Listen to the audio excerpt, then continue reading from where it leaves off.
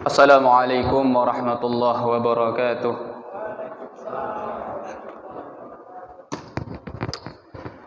Dari bunyi sambutan salamnya banyak yang nampak belum buka puasa ini.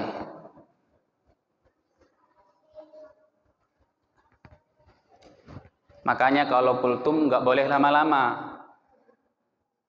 Sesuai namanya kultum, kuliah 7 menit. Yang kedua nggak boleh lama-lama karena es campurnya masih sisa di rumah. Mungkin ibu-ibu belakang, saya nggak semangat Pak Ustadz, bukan karena belum buka, karena THR belum turun. Alhamdulillah, segala puji kita ucapkan kehadiran Allah Subhanahu wa taala. Salawat serta salam kita sampaikan kepada junjungan kita Nabi Agung Muhammad sallallahu alaihi wasallam dengan mengucapkan Allahumma salli ala sayyidina Muhammad. Karena orang yang paling banyak bersalawat kepada Rasulullah sallallahu alaihi wasallam dialah yang paling bahagia nanti di yaumil qiyamah. Yang kami hormati, kami ta'zimi, ternyata ada orang tua kami, paman kami, yaitu Al-Habib Hilmi Muzakkir Al-Habsyi.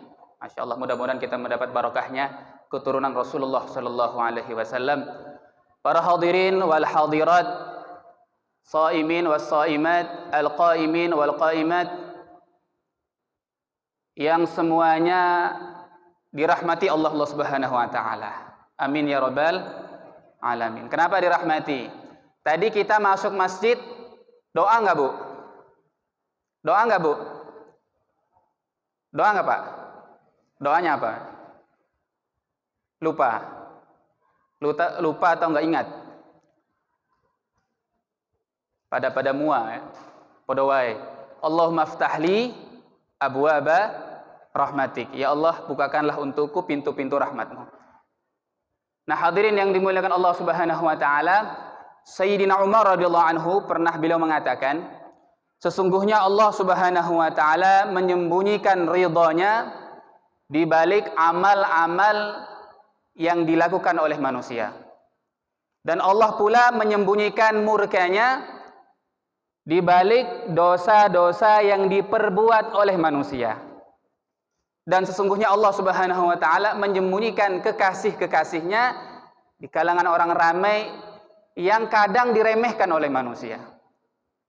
Maka kesimpulannya Bapak Ibu hadirin, kita tidak boleh meremehkan 3 hal.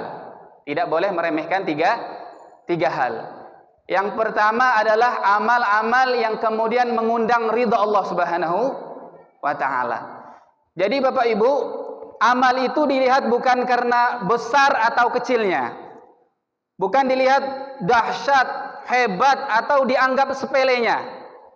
Tetapi tentunya amal yang hendak kita bawa di hadapan Allah Subhanahu wa taala adalah amal yang diridhai oleh Allah Subhanahu wa taala.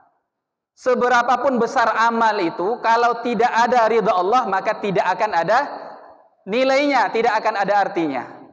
Maka hadirin yang dimuliakan, di antara syarat agar amal itu diterima oleh Allah adalah, di antara syaratnya amal itu dikerjakan semata-mata karena Allah Subhanahu wa taala. Dan yang kedua, amal itu paling mengikuti tuntunan, aturan, perintah Allah dan Rasulnya.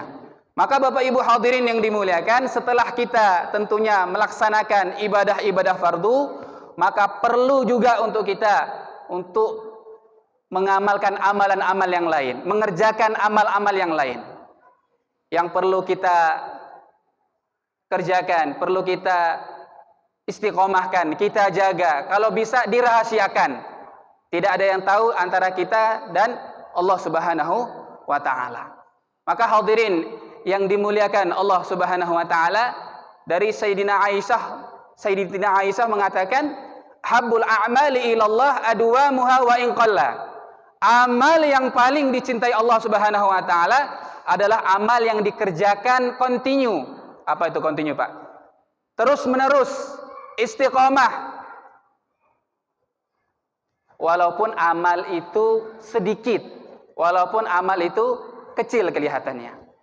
Maka hadirin yang dimuliakan, berapa banyak contoh-contoh orang-orang terdahulu yang mereka dimuliakan oleh Allah Subhanahu wa taala karena apa? Karena sebab melaksanakan amal yang kelihatannya sepele. Tapi karena itu dia dimuliakan Allah Subhanahu wa taala. Banyak kisah hadirin yang dimuliakan, sebagaimana satu kisah disebutkan, ada namanya Imam Abu Daud, Imamul Hadis, pengarang kitab Sunan Abu Daud. Suatu ketika diceritakan hadirin yang dimuliakan, beliau hendak melakukan sebuah perjalanan mengarungi sungai Dajlah, nggak salah, mengarungi sungai. Maka ketika kapal itu sudah mulai berjalan, dia katakan kepada tukang kapal, "Bapak, boleh nggak kita menepi kembali?" Maka ditanya, "Kenapa wahai imam? Kok kita harus balik lagi, ini ada apa?"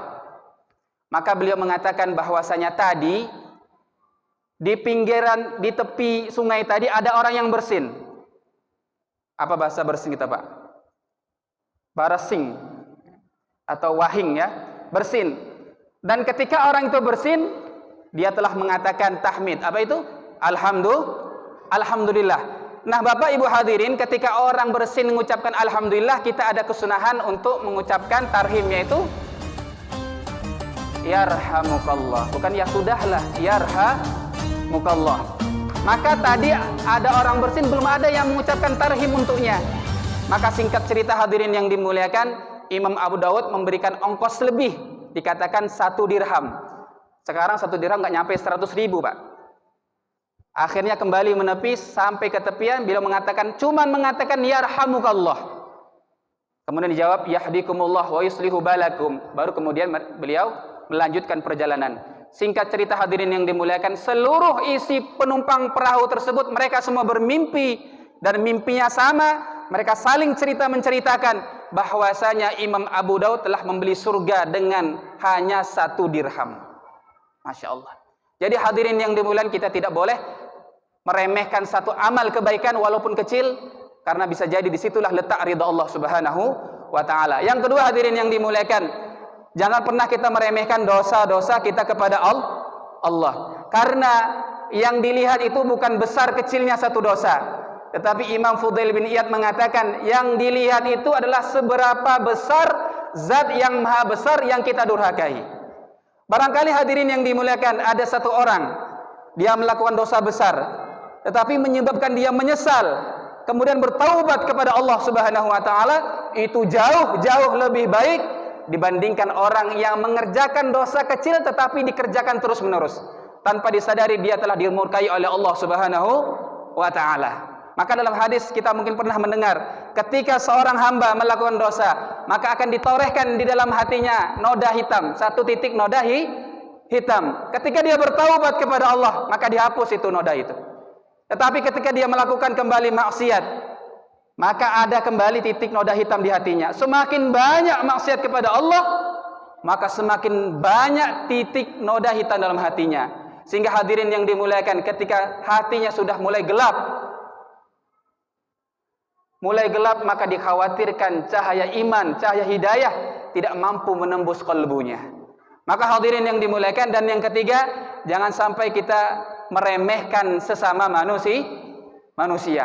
Karena boleh jadi orang-orang yang dicintai Allah Subhanahu wa taala, orang-orang waliullah, aulia Allah, mereka itulah atqiyaul akhfiya, orang-orang yang bertakwa yang tersembunyi.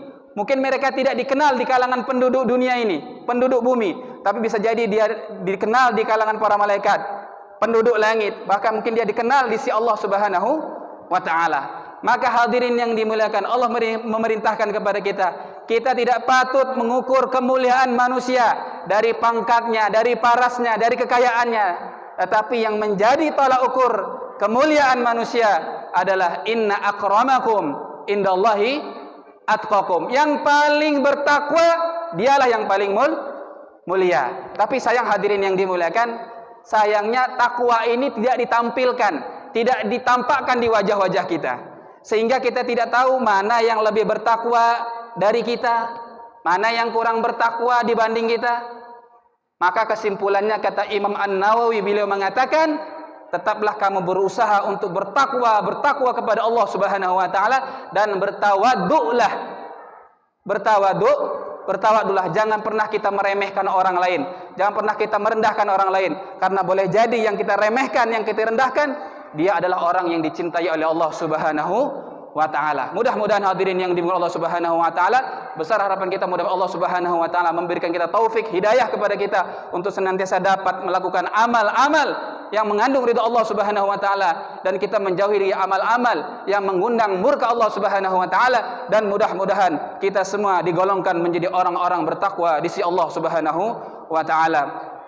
Wa hadza minni wassalamu alaikum warahmatullahi wabarakatuh.